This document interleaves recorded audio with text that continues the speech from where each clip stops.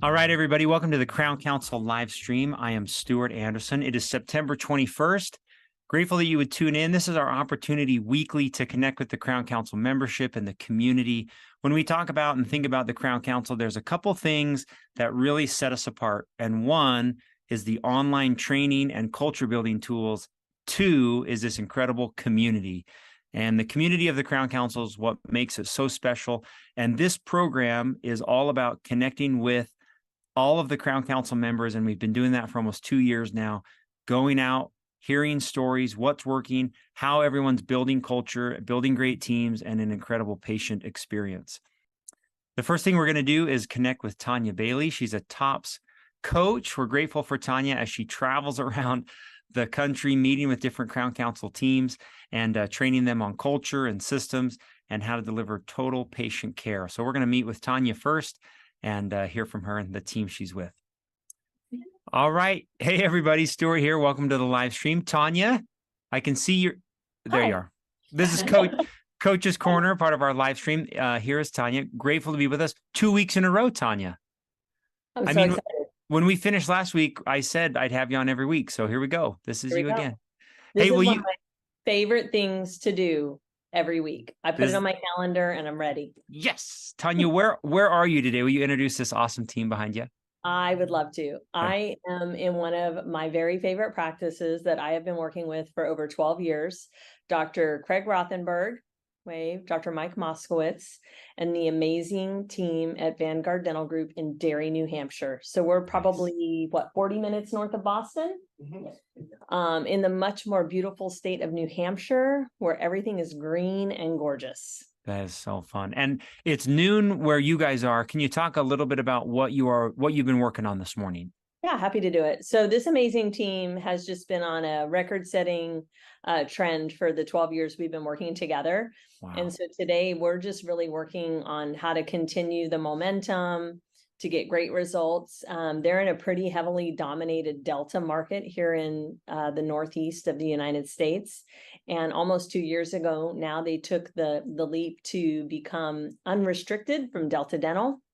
Nice. And they have had just a record-setting year post-Delta drop and had some great retention of patients. So we're just looking at how to take that momentum and for the fourth quarter of this year, just how to sustain that by systems and verbal skills and continuing to do all the very things they've been doing to get where they're at. Very cool. I can't even begin to tell you how amazing this team is. They've been running shorthanded by one person in all three departments this year. Although Melissa has joined the hygiene team to round that out.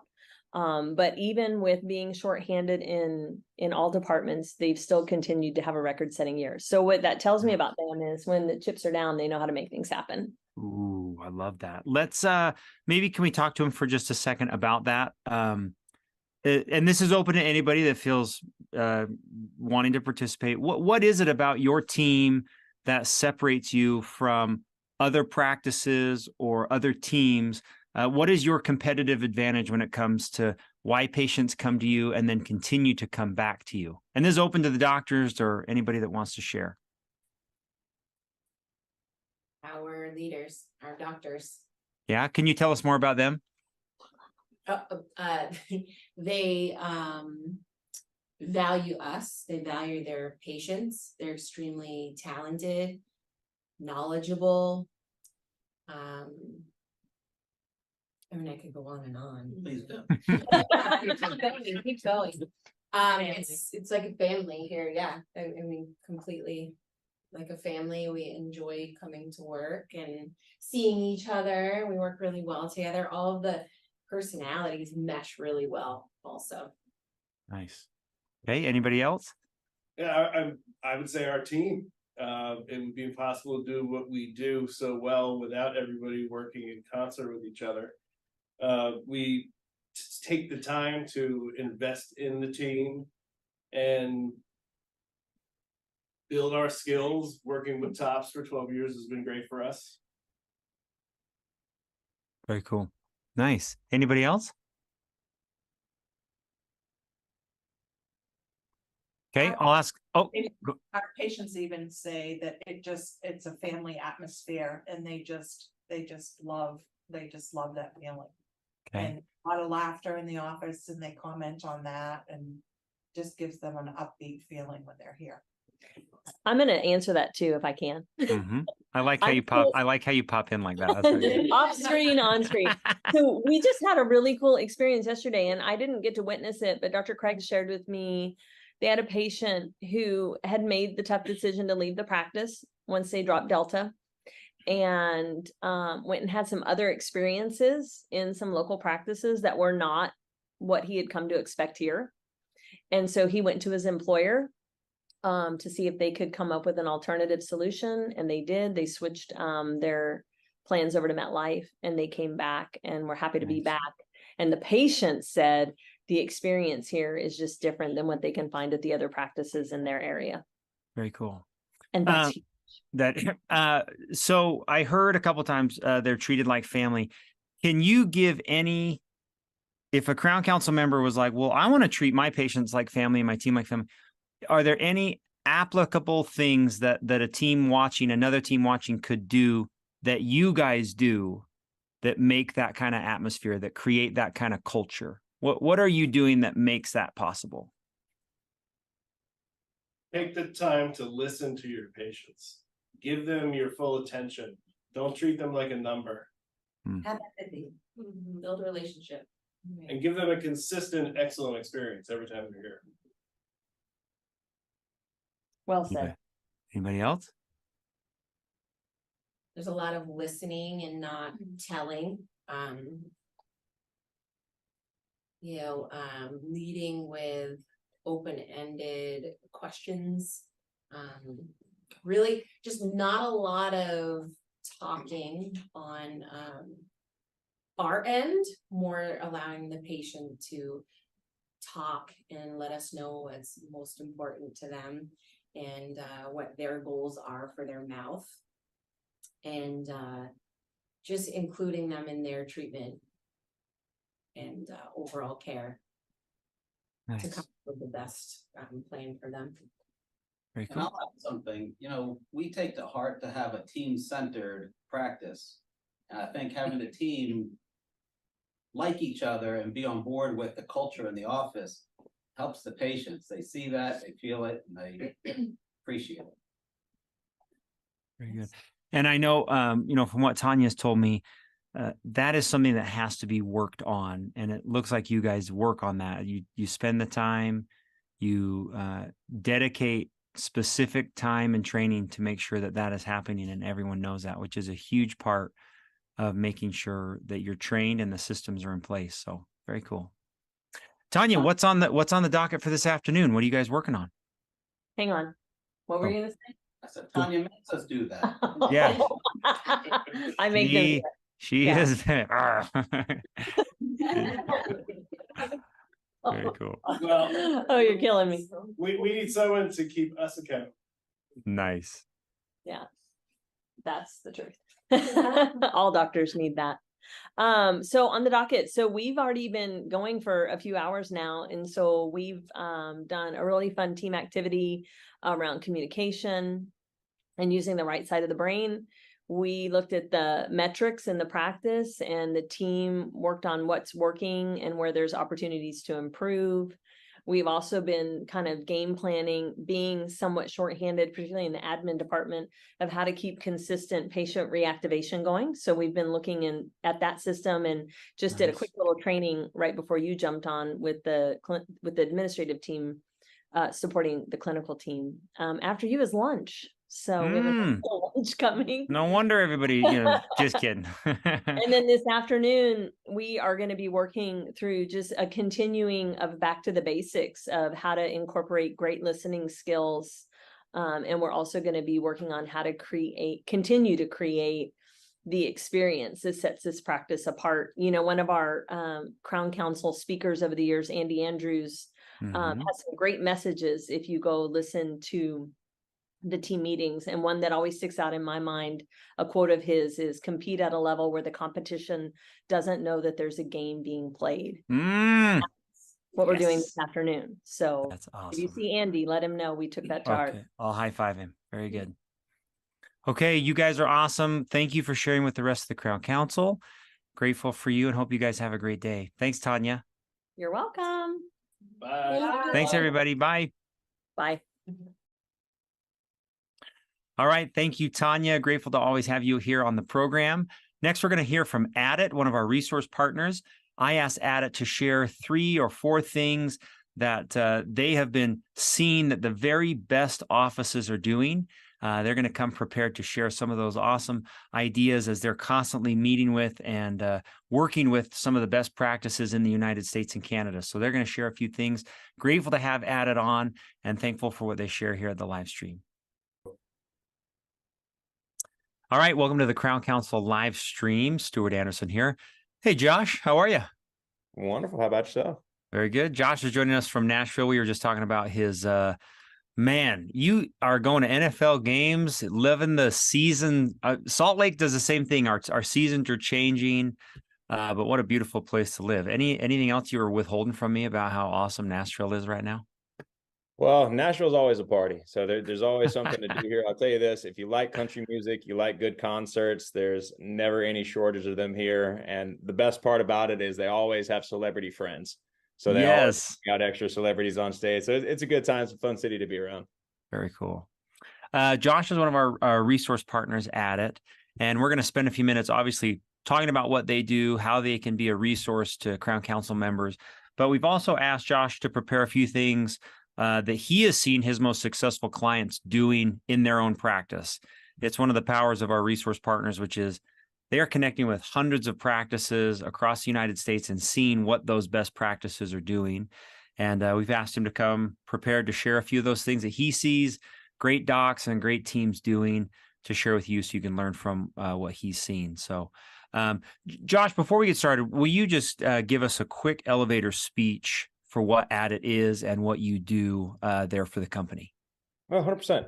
So Addit is an analytics and a communication software. Really what we aim to do is bring together all of the different pieces of practice management software that a practice typically uses and bring them into one place where they work with each other. The majority of dental practices, they kind of piece as they go. So they'll use one application for their analytics. They'll use another company that's doing their VoIP phones, maybe a third company that's digitizing their forms, and it ends up getting really expensive and you're logging in and out of a lot of different softwares. Addit brings all of those things into one centralized location where they work together with each other and at a much more competitive price when you're able to consolidate those things together. What I do for the company, my title is Vice President of Business Development. So I work with all of our partnerships. I work with speakers. I work with influencers in the industry. I'm just trying to keep my ear to the ground on what practices are looking for and trying to innovate and continue to bring those things to our platform. Very cool. And like I mentioned just in that brief introduction, things that you are seeing that the successful practices that you work with, what are they doing? Well, I scribbled down 3 things. Number one thing I would say is really utilizing your active patient base. There's never any shortage of people talking about new patients and talking about, new marketing opportunities or how can you get found? How can you bring in new patients? But I think one of the things that not necessarily we turn a blind eye to, but we don't give the attention that it needs is the active patient base, right? Most of the practices, so we've got about 2,500 practices on the Addit platform. Most of them have 6 to 7 figures in unscheduled treatment. So, patients that already been diagnosed and there's $1 million sitting in that active patient base. So, going in and getting those people back in the chair. However you're doing that, whether you can, if you've got a system that can create custom segmented lists based on kind of what you're looking for, if you want to find certain treatments or, you need to communicate with a certain type of patient, whether you're maybe dropping certain types of insurances and you need a way to filter out who's using those different types of insurances, things of that sort. So I'd say, number one, utilize your active patient base, try to segment them out, use them to your advantage. Number 2, I would say innovation on the payment side of things. So obviously, collections is one of those things that everybody really understands the importance of it, and everyone's always working towards it. One of the things that we've really seen be able to speed up collection time is text to pay options Yes. for practices. So being able to text out the bill, email out the bill, having them actually pay for it on their cell phone or via email. A lot of other options come with that you're able to automate. So for example, payment reminders, if you're using a text to pay solution, you can most likely set up an automated reminder if they're not paying. And we've seen it cut down the time to collection by 30 to 45 days just by Wow. doing something as simple as that. So I would say that is really cool. And then even just having all of those come through the same place and writing into the ledger within your practice management software saves you a little bit of time, a little bit of hassle. I'd say that's probably something really good that I would say too. Number 3. That's huge. Josh, can I stop you? Crown Yeah. Council, we actually have started using text to pay just with Crown Council members. I mean, because there's a lot of ways that we are collecting monthly dues, Smiles for Life donations, annual event fees. And all of a sudden we started just texting, and I can second you that it has reduced friction in so many ways when just collecting and connecting with people. It was like we were sending emails out off into the who knows where they were going. No one was responding. So this text to pay, I agree with you. Great advice. Excellent. Yeah.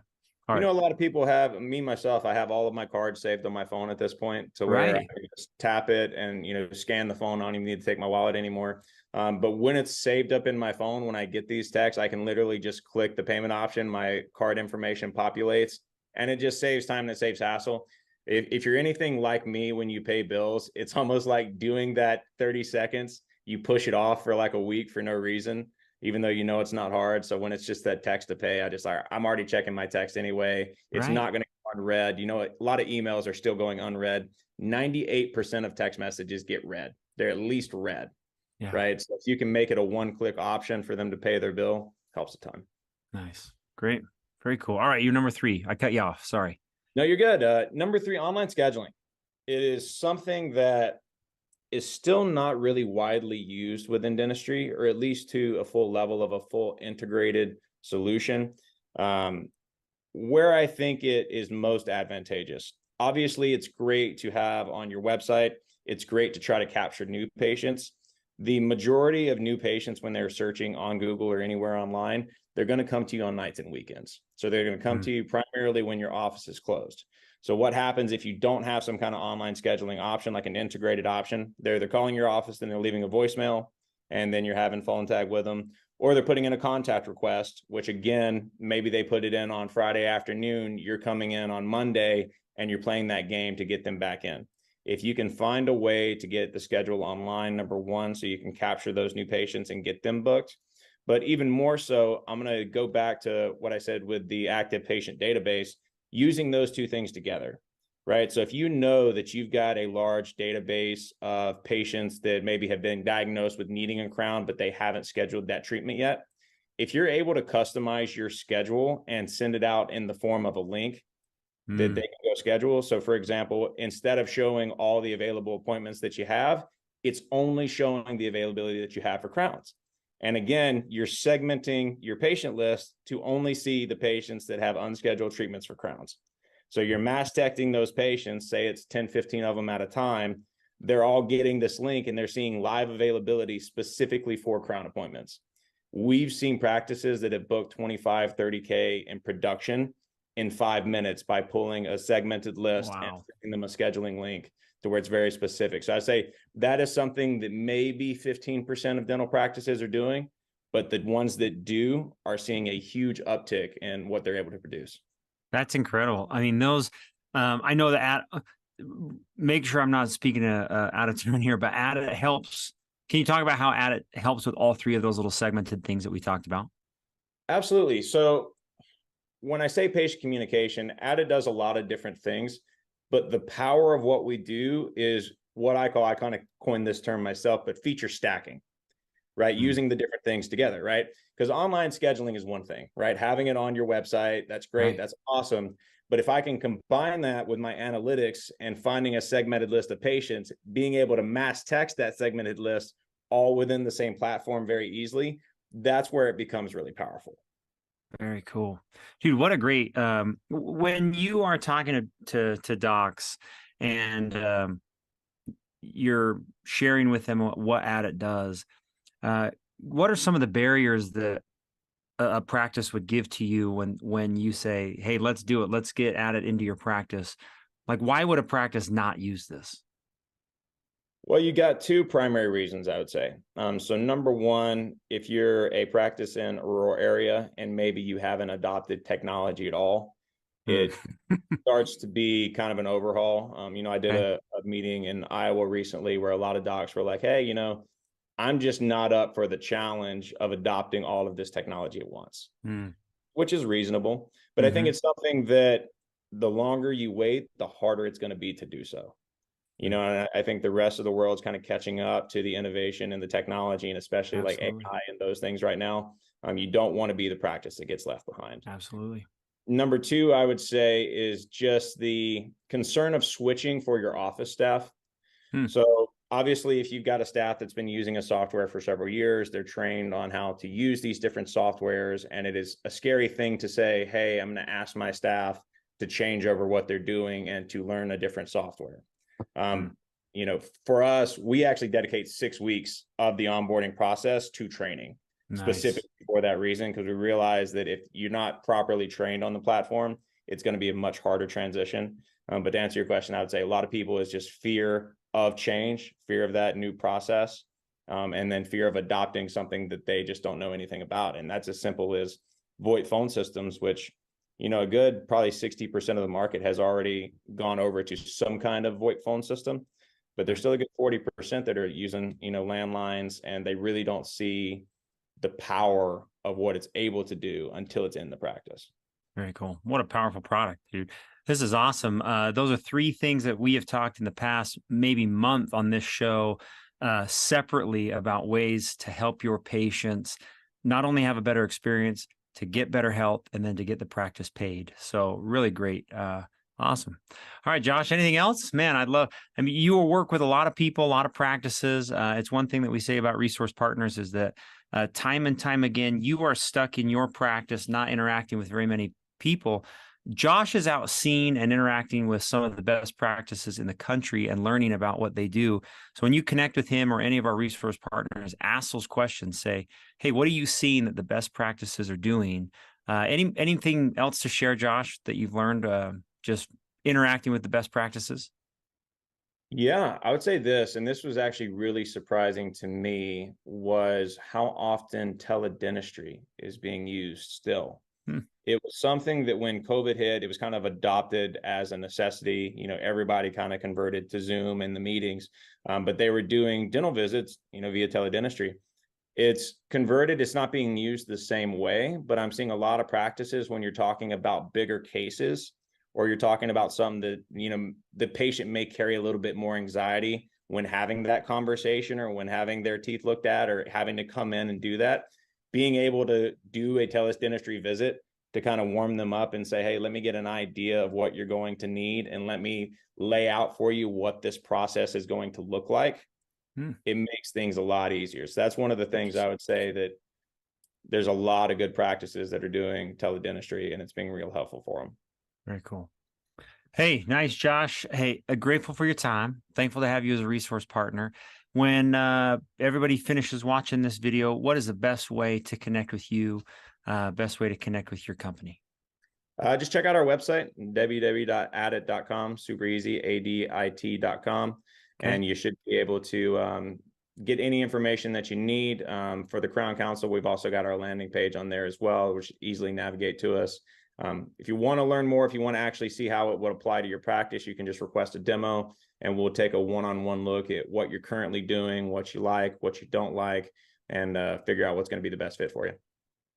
Very good. And when we share this video, when you're done watching, I'll have all those links prepared, phone number, and everything that you need to connect with Josh and the team. So very good.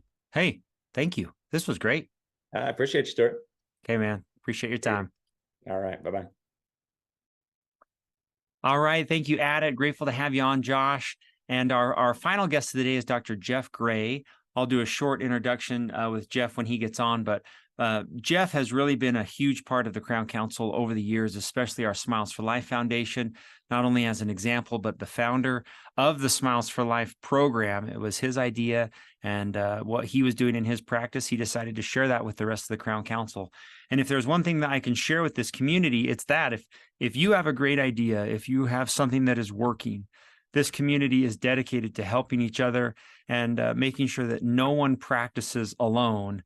Dr. Gray is an excellent example of that, of sharing his very best practices and things that are happening, not only on this program, but also on the email network and all of our live events when we get to rub shoulders together. Jeff is a great example of sharing the very best of what he is doing. So hopefully you enjoy this interview with Jeff and everything that he shares. All right. Welcome to the show. I'm Stuart Anderson. Welcome, Dr. Jeff Gray. Hey, Jeff. Hey, good morning. If you don't know Dr. Gray, obviously that's why he's on. We're so grateful to have him here to tell a bit of his story and his journey through dentistry and with Smiles for Life. I've known Dr. Gray probably longer than any other Crown Council doctor in the group. And I just adore Jeff, and I'm thankful for his example and leadership, not only to me, but to all the members of the Crown Council. Jeff, there's so many, you sent over your bio, and I don't even know where to start. Really fun though. Dr. Gray has been a dentist for over 35 years. And obviously from that experience, we are going to talk about some of the things that he has excelled in. Most importantly, Smiles for Life and the creation of Smiles for Life, how that was started when it came to Smiles for Life whitening. But also just a few things I wanted to mention. Last year voted best cosmetic dentist in San Diego Magazine. And also, Jeff, you're a Kois Center graduate and one of the elite Kois Center clinical instructors. It says here that he flies to Seattle several times a year to help train other dentists in advanced cosmetic treatments. Dr. Gray, a true pioneer in his field and among the very first in the country to use sedation dentistry, and has successfully and comfortably treated thousands of patients using sedation dentistry techniques. Hopefully everybody follows your social media too. If he's not in the office, at Petco Park cheering on the Padres with his wife, Mary. And if you're watching some of his posts, I love to see you racing cars, man. So fun. It's a beautiful life, Stu. It's a wonderful thing. Very cool. Jeff, when you think back to your first memories of Crown Council and getting involved here with us, maybe you could start there. Like, how did you connect with us? Well, I mean, I started going, Stuart, to, I had like a couple things I'd love to learn. I was in a mastermind group. And so I was thinking of two things, like, should I go to learn Pete Dawson or should I go to dental boot camp? And I went to one, like a half-day lecture with Dawson, and he was talking about, dental boot camp and everything. And when I went to boot camp, which was, Steve Anderson and Walter Haley and Mac Lee and Jolene, at first, that just totally revolutionized my life. It just gave me an entirely new perspective of, how to think about the way I interacted with other human beings, the way we interacted with our patients, how just to really focus on creating the life and the journey you hope for your practice, even if you weren't there at that minute. So I think from 94, the impetus of the Crown Council itself kind of came out of that, because Walter wanted to have a big gathering of people, which you guys have done so amazingly. And what are we on, like 24, 5, 7, 8, something like that? Yep. 28. Yeah. 28. Okay. Yeah. So just that, the power of a group of people that are focused in a similar direction and all, that can love and support each other and, lift us up in hard times and then, celebrate you in good times is really the key to, the whole Crown Council group. And to be able to be a group that's focused on basically three things, is like improving yourself, improving your practice, and improving your community. I mean, who wouldn't want to be part of a group like that? I love that. I gotta write those down. Very good. Improve myself, improve your practice, improve your community. Nice, Jeff. Hey, maybe talk about for just a minute how your background, for what inspired you to become a dentist, and what led you here to dentistry in general. Yeah, I was laughing last night because as a joke, I usually say it's the little elf on Rudolph the Red-Nosed Reindeer that, Yeah. helped the abominable snowman feel better. That watched guy's that as a that kid. guy's the worst. But actually I think it was kind of luck, Stuart, because I love baseball. I still play baseball. And as a kid, my baseball coach was an orthodontist. And so Dr. Sullivan, we became friends with their family, and just like a super wonderful man, well respected in the community. And so I was very blessed to know by the time I was in high school that I thought I wanted to be a dentist. Cool. So my journey was probably a little easier than most, because I knew when I got to college, I would, want to kick butt and, have to focus and get, things accomplished. So that made it really easy for me because I had a direction, I had goals.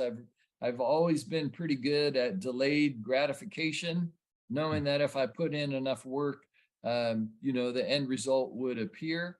So that was fantastic, but I have to be honest and say I was totally blissfully unaware of what a cool thing it would become. I had no honestly idea what a dentist would do, or, I just thought it sounded cool. And thankfully it has turned out amazing for me, because every day we truly feel, especially with the type of cool things that we get to do, that we have the chance to touch someone's life or touch someone's heart in a way. And we may not even have to touch their teeth to do that, because it's, we're really in the human business, and the way we take care of humans just happens to be by taking care of their teeth. And also, we love to support our patients and, feel like we're part of their lives. We love it when people say, I feel like when I come here, it feels like I'm coming to see my friends or my family.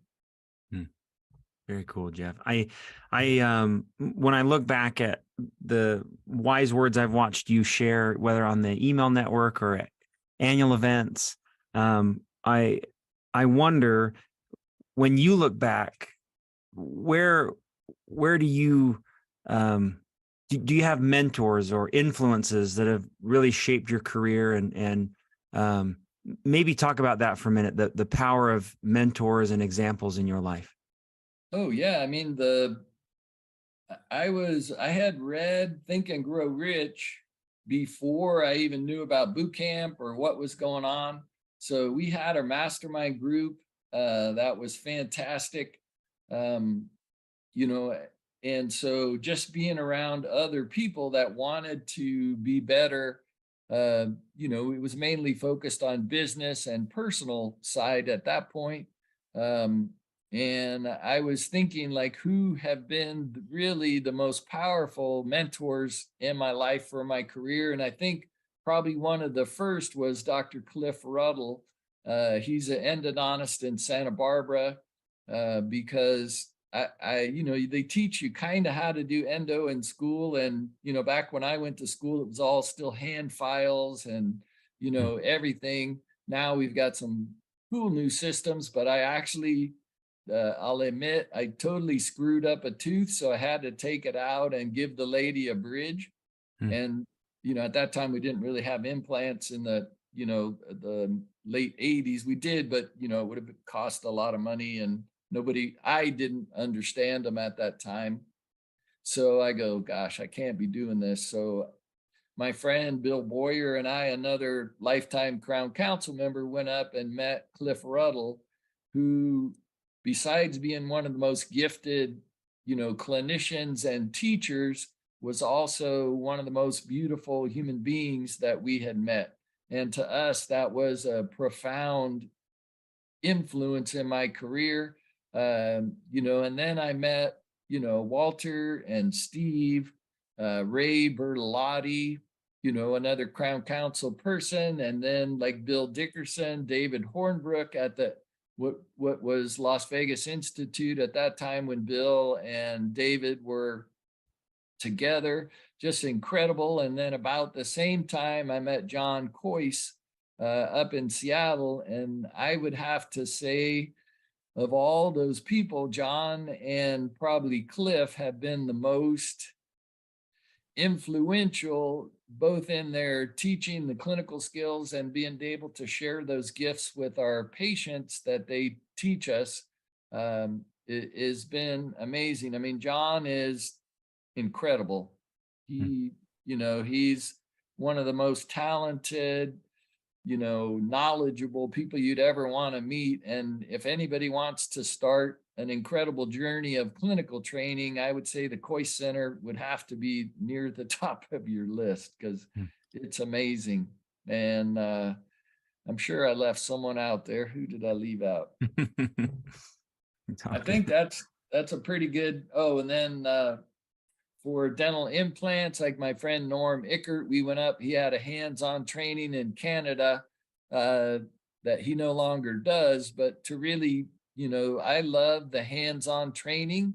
And so when you went to Las Vegas Institute, you got to take a patient, kind of like David does with the young dentist now, which is just a fantastic program for you to be able to see how a true master, does those kind of things.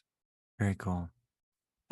Jeff, as I read some of your history on the website, maybe you could just talk for a minute about the history of your business. So where you started and where it's led you now, and then we'll kind of transition into some of the lessons you learned from running your businesses. But can you start?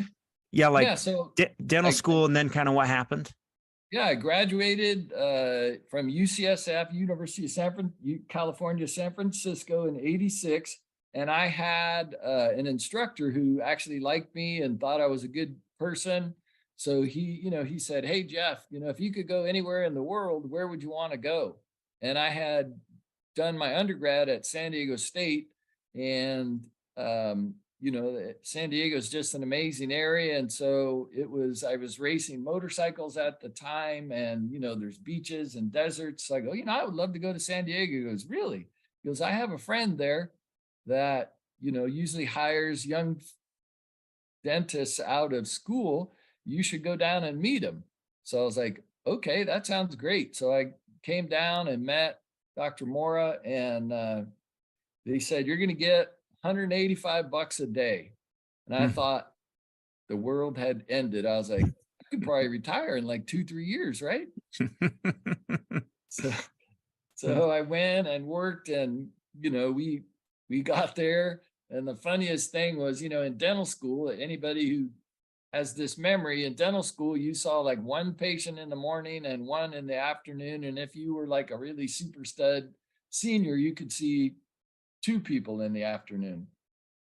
And, for the 4 hours of clinical time, and, you would get 2 occlusal amalgams done in that, you were a rock star in that time period. So I got there and I saw the list that had I saw the schedule had like 30 names on it. And I'm thinking, man, this place is dang organized. I got my whole month right up here already for me.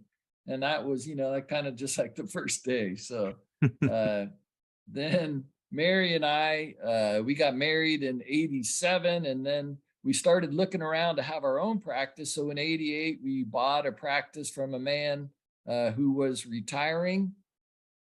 And it just turned in, we had no idea what we were doing, honestly. I mean, we had some sense of knowledge, but not, a ton.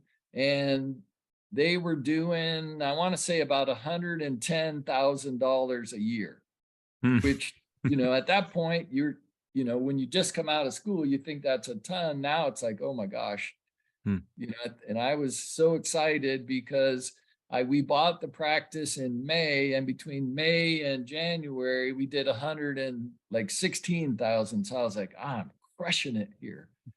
And then I asked Mary, I go, honey, how much money did we make? She goes, well, you did really good. I'm really proud of you, but we spent 117,000. In my first 7 months of practice, I lost $1,000. But we had to do like a bunch of remodeling and things.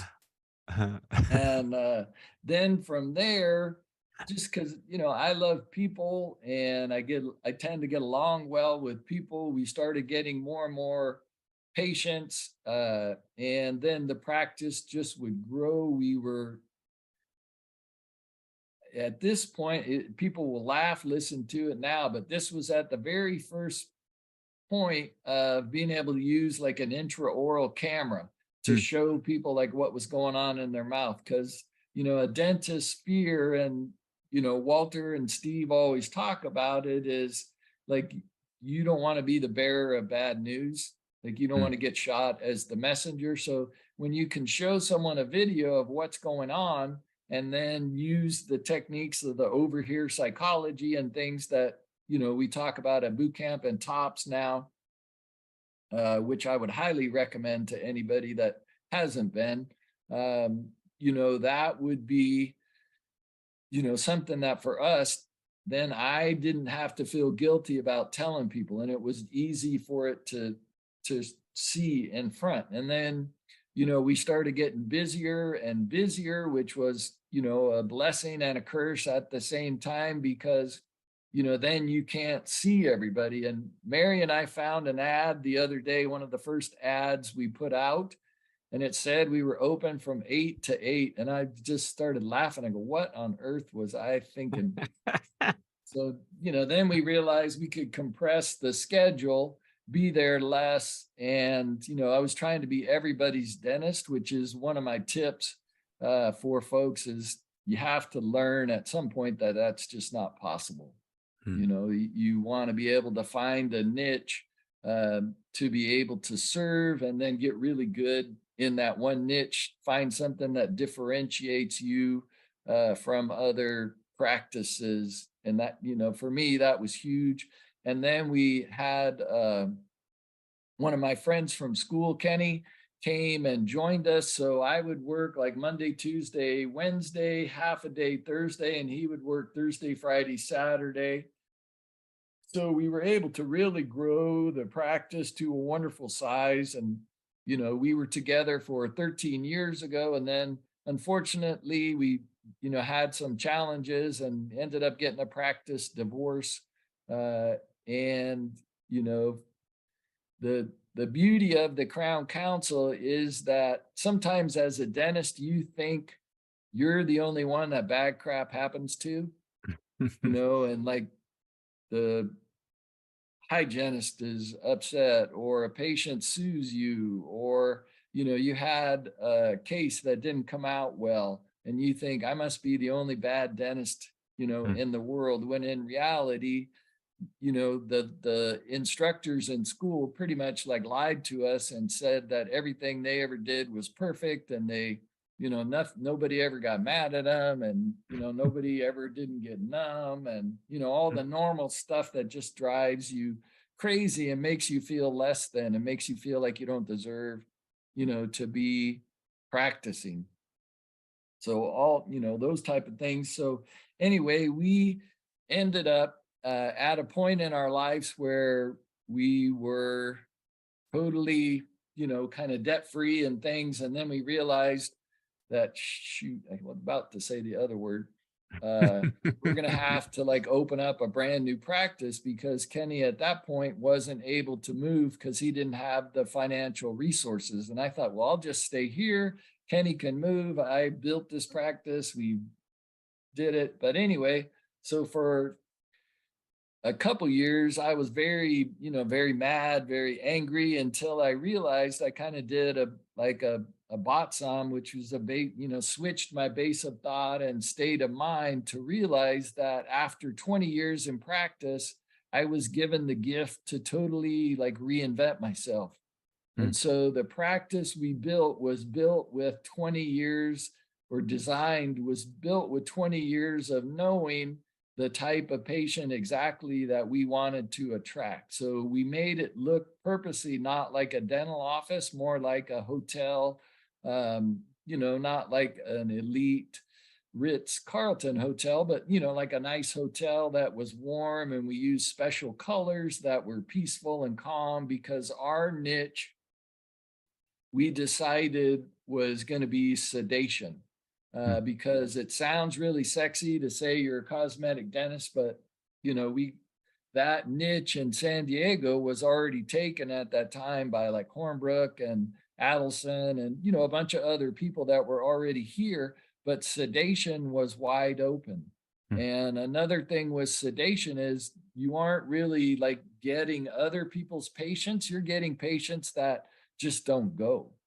So I really started using, at first it was the Yellow Pages, which cracks me up now, but that was like your best referral source was the Yellow Pages. And then, we had a lot of publicity. We did some charity, work in the community, which has kind of always been a theme for us. We would get a lot of newspaper coverage, radio coverage. The TV channels would come and watch us do things in the office if we had something new or innovative. And then we built the new practice, and we spent months trying to figure out the name, like what should we name this? You want some fancy, the Center for, Enlightened Dentistry or, something like that. And finally, we just decided, well, why don't we just call it Jeff Gray, DDS, sedation and cosmetic dentistry. And so we got a giant neon sign out there that said that. And it has been, just wonderful since. We've been very fortunate to continue to grow. And now we, have had a couple great partners like Landon Libby used to work there with us. And, he's a big part of the Crown Council and a fantastic human being. And now Greg Hurtado, who's also, part of the Crown Council and, just an amazing human being and just the warmest kind of soul you'd ever want to be around. So very fortunate there. And, we've just continued to grow and grow. And it still is amazing to me that with the process and the setup that we have in the office where we always meet the people before we meet the teeth, that is such a huge difference in our practice. Like it would be incredibly rare in our office to meet someone for the first time laying back in a hygiene chair. That just doesn't happen, unless they're like a teenager. We want to set ourselves apart as being different. So we have a whole, like a greeting consultation room where we just sit down and just talk about what are they hoping for. A lot of the patients that come and see us are like crying uncontrollably because they're so scared. We have tissues. Probably 60% of our new patients come for sedation. And so we're doing 3-4 sedations a day. It's just like something we do every day. And I know I have a lot of gray hair now, but I would have a lot more if we didn't have sedation. So, and that, that's kind of the story of our journey. We've, never been afraid to, kind of push the boundaries as far as trying to make the community be aware of us, whether it's through radio advertising or, marketing and things. I mean, Mary was laughing last night because she asked me, do you remember when you said, what in the heck would a dental office ever need a website for? Obviously I was wrong. And so, now the website and, using your Uncle Lane with Prospecta Marketing to do that. In fact, Lane gave us an award at one of the meetings where his company, Prospecta Marketing, had generated for us over, I think, 11 or 12 years, $10 million worth of business into our office, directly traced to the SEO and website marketing, which is amazing to me and beautiful. I think that should be a title of a new webinar or some sort of presentation. What the heck will a dental office need a website for? Now we do we do the social media, which we honestly don't do very well, but you know, we are working with that. And, you know, I think you just have to be willing to, like someone told me, like you could be the greatest dentist in the world, but if nobody knows about it, it does you no good. Hmm. Hmm. Good. So, Ex- you know, it's either your own patients sharing their experiences with now it's the, you know, the Google reviews, the Yelp reviews, you know, your Instagram or, you know, whatever else, TikTok or whatever people are doing that, you know, next year will be something different. Yeah. So, you know, I think if you just focus on taking great care of the person attached to the teeth, you will thrive. I love that advice. Very good. Jeff, so fun to hear about your journey. You've been on so many and learned so much over the years. Is there anything else, any other lessons that you want to share about running your business or the like growth of practice before we move to Smiles for Life? Yeah, I would think the couple key things that I wanted to talk about, and it sounds funny, but at first we would see anybody anytime. Hmm. And I think it's critical if you want to have a productive practice that you need to do some type of block scheduling. You know, using like the Roxanne water. We always put our productive appointments in the morning, and we treat those like gold. So you Hmm. can't put a single filling, occlusal filling in the morning. You know, that would have to be an afternoon. Um, I there's a lot of things I wrote down. One of the things that has nothing to do with dentistry is to be sure that you live below your means. Hmm. Because if you come out of school and you think, hey, I'm a hotshot dentist, I need a new BMW and I need to live in a fancy neighborhood. And, you know, we need to go on these awesome vacations because I look at social media and I see that all my other friends are at these fancy places.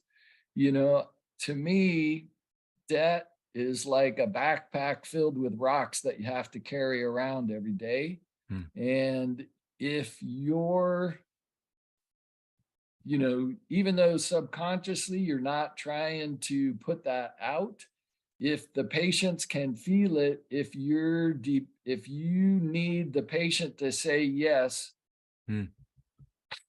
you know, to be able to pay your rent or to be able to pay your boat payment or your house payment, they'll feel that. Hmm. It's almost like the less you need the patient to say yes, the more they do Hmm. to the treatment.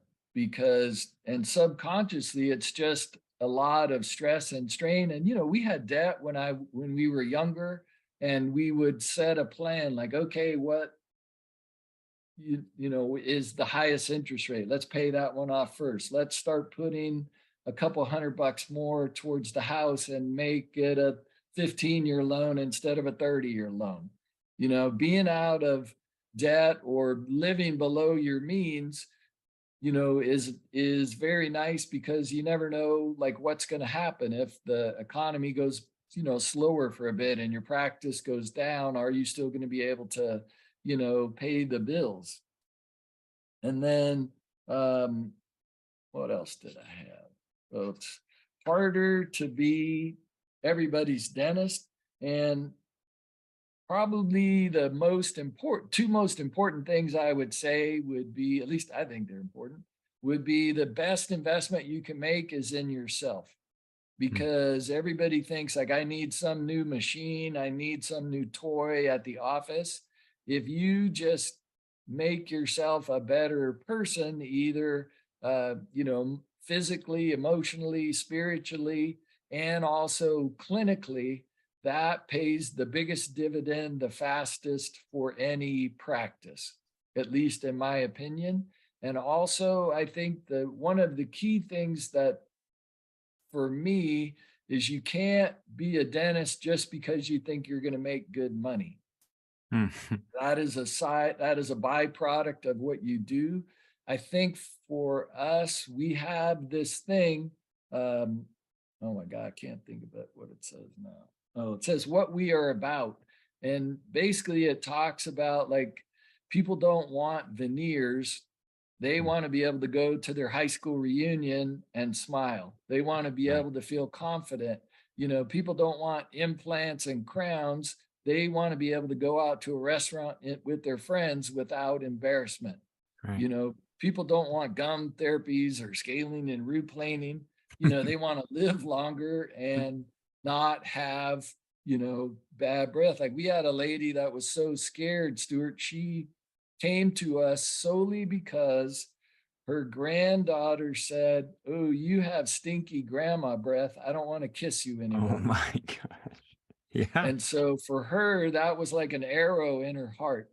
And Yeah. so I think if you can totally get yourself and your team to believe that what we're doing is more than touching their teeth, it's we have the chance to change people's lives on a daily basis. And, you know, maybe we get to do that more because of the sedation or things, people that have lost hope of ever, you know, being pain free or being able to, you know, eat or chew, or, you know, when you get a letter from someone that says, you know, I'm 64, I think Margaret was 65 years old. For the first time in my life, I feel beautiful. Hmm. And you're just like, holy cow, you Hmm. know, this is awesome. Very So cool. I would think those, you know, couple things. And then also, I think I mentioned it before, is to kind of find a niche that you love and, you know, take the TOPS training and things so that you can learn how to talk like a human being and not like a dentist. Hmm. So if you can talk to people using the analogies like the M&M, like, hey, your tooth's like an M&M, it's got a hard shell on the outside, soft layer in the middle. You can see where, you know, you're into the chocolate layer on this tooth. And they're like, oh, that can't be good. You know, or like your teeth are in the bone, like a fence post in the ground. The more dirt you got around the, you know, the fence post, the better.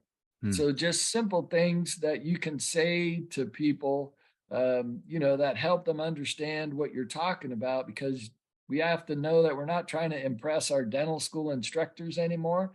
We're just trying to share, you know, in a way that's understandable to the patient, what, you know, we see and how we can help them. Very cool. Excellent. Jeff, well, your career has been so fun to watch from my perspective as we kind of follow where you go and who you help. And then I love, if you've never been on the email network or chimed in on the network of Crown Council email, I love when Jeff inserts himself and shares his wisdom or shares some of his life experiences. Those are always the best. Those are always the best chains, Jeff, when you jump in. So thanks. Some of it's magic and some of it's tragic. That's for sure. Hey, one thing that we've experienced together is the growth of the charitable organization in Crown Council, Smiles for Life. Jeff was the mastermind behind it. Kind of the we hope as the Crown Council that as a community, that if you are a dentist or a team or even a team member who has a great idea, who has something to share, that you would feel comfortable and willing to share that with the group.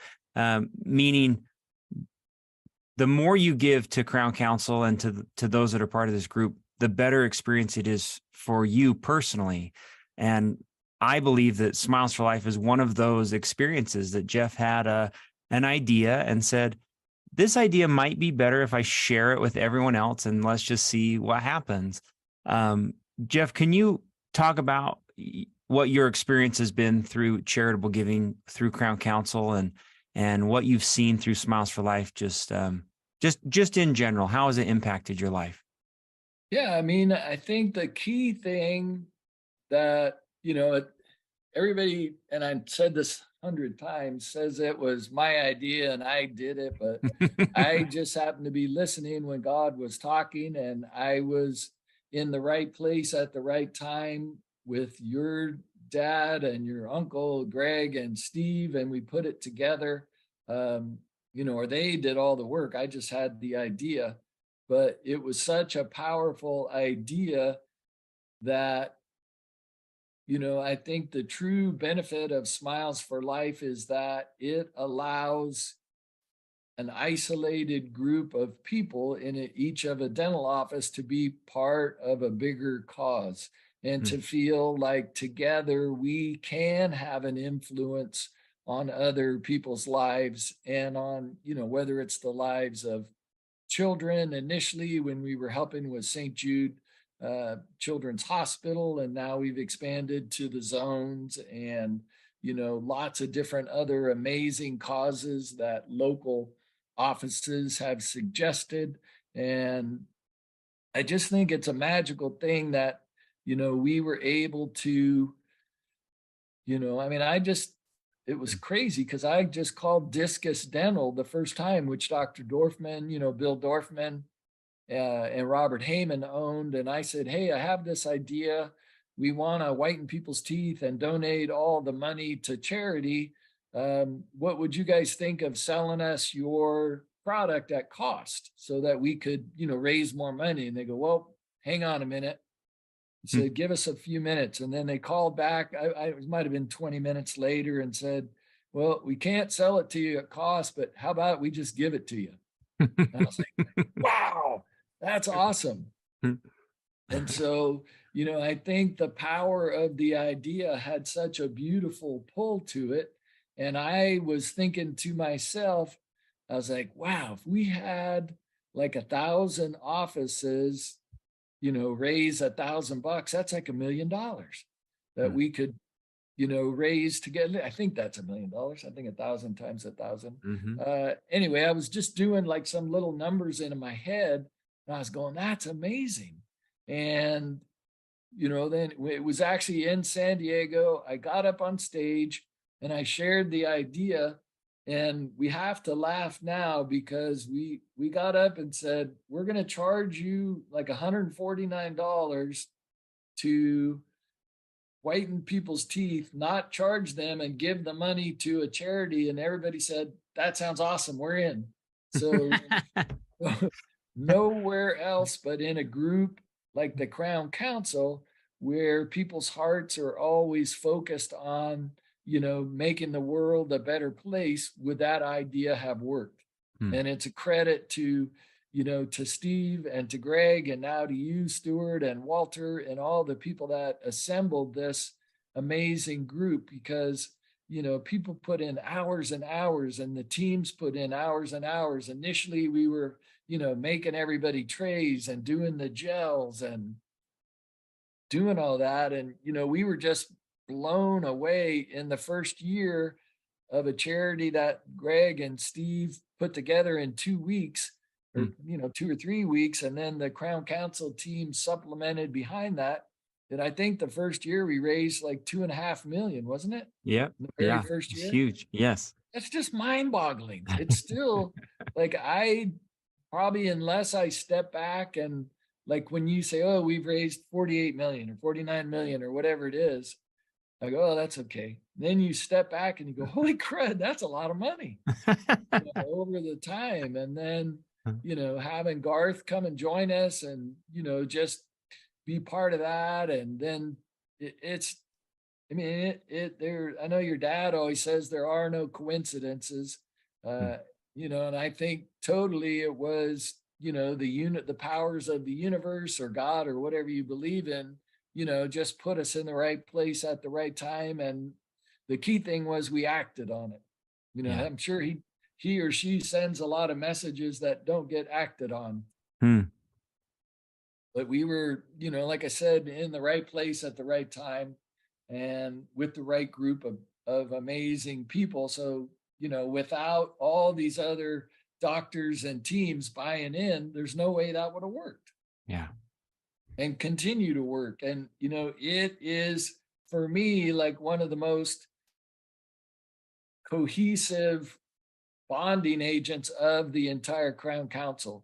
Me too. Is that we have that and the things that have come from that with the, the mission trips and now the motorcycle rides and now the fishing and, all these things. It just keeps, bearing fruit as the process matures. So I just think it's amazing. I love that, Jeff. I love the thought that we could each be instruments to create that kind of good. I mean, just that one idea, that one thought, and the change that it has. If we are listening, we really can be to change the world and change other people's lives in a way that we can never imagine. So very cool. Thank you. I concur. Hey, as we wrap up, I love this question about if you had a little time machine and you could go back to talk to Jeff Gray in 1986, or if you were standing in front of a group of young dentists, what do you wish that you would have known, or what advice would you give to young dentists or those just starting the profession if you had that chance? I would just say that probably you are in one of the most wonderful professions available to you, because truly you do have the chance to touch people's lives every day. I think if you're willing to, nobody's going to hand you anything, just like in any other job. Like just because you graduated from school, that's just, now you're at the starting line. And so I would say to probably the key things would be find out something that you love, find a place, like what a love means, like something you love to do in dentistry, and then focus on that. Find a great place to do it, whether it be whether you live or where you practice. Surround yourself with the absolute best team members that you can afford to pay, and then train them, because as sad as it sounds and as hurtful as it is to most dentists, most of the patients come to see the team. And, they love having the same people. We've had people in our practice, our hygienist, Patsy, next month, I think, celebrates 30 years. Wow. Carla will be 29 years. We have lots of 5, 10, 15-year people. So people love continuity, and it's just great that if you learn how to take care of your team and treat them well, especially in front of the patients, like how you're judged on how you treat the team. If you're upset or mad at the team and that comes across while you're working, the patients will look down on you. So no matter what you say, when we ask for something, you should say, may I please have the plastic instrument, or, whatever it might be, and then say, thank you, you did a nice job. Always try to build them up, in front of the others. I would say, like I talked about, finding a niche. And then I would say to worry more about the person and less about the teeth. If you make like a heart-to-heart contact with the patient, you can almost tell them anything. And obviously you have to be honest with what you're recommending. But once they feel that you care about them, they would be more likely to know to go ahead with the plan. Like I'm still shocked that we can meet someone, talk to them for 15 minutes, look in their mouth, and then they write us a check for $30,000. It's just, it blows me away that we have come to that point where we've created this environment of trust, of caring, of understanding, of, competence, that, we're there for them. And one thing, always call your patients every night or text them after you work on them. And we always, every new patient gets a personal handwritten note from Greg or I or whoever's working there that just said, hey, it was great to meet you. I do it actually while the ladies are taking the FMX. So I go back to the office. I try to write something personal, like, it was great to meet you today. Wanted to welcome you to our practice. I'm so glad we got to talk about, your situation, and we could create a plan to, help you look great at your daughter's wedding or something like that, so that they know you were listening. those type of things go so long, and it doesn't cost any money to be a great human being. And especially now, like sending a form email that says, "Dear Bob, it was great to meet you today," does, to me, is much less personal than a little handwritten note.